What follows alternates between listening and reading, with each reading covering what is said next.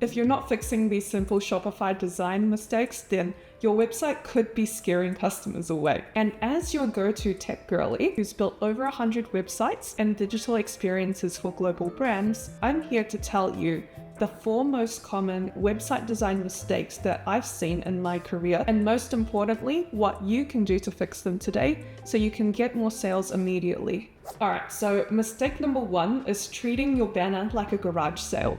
Imagine if you're walking past a garage sales and there are signs everywhere, nothing is organized. Your customers aren't going to be clear about what you're selling, and the moment they're confused, the moment they walk away. The solution is to think of your banner like a curated shop window. To first of all show your customers what it is you're selling. You want a simple message, and this shouldn't be welcome to our shop because that doesn't really tell you anything. And then you want some sort of imagery to support that message, a clear call to action at the bottom to help lead customers down to the next page or whatever it is you want them to do.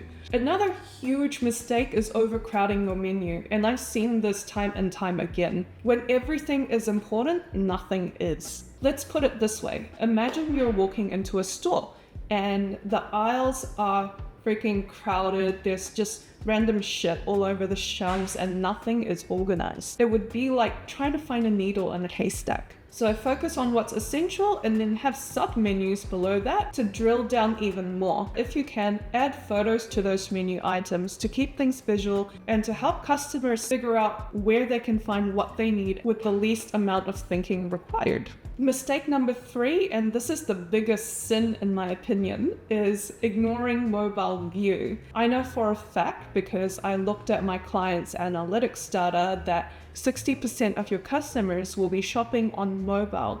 And so it's so important, and I can't stress this enough, to make sure your mobile experience comes first. So how can you tell if your mobile experience needs work? If your images are stacked weirdly, product filters are difficult to access, these are all telltale signs that your customers are struggling.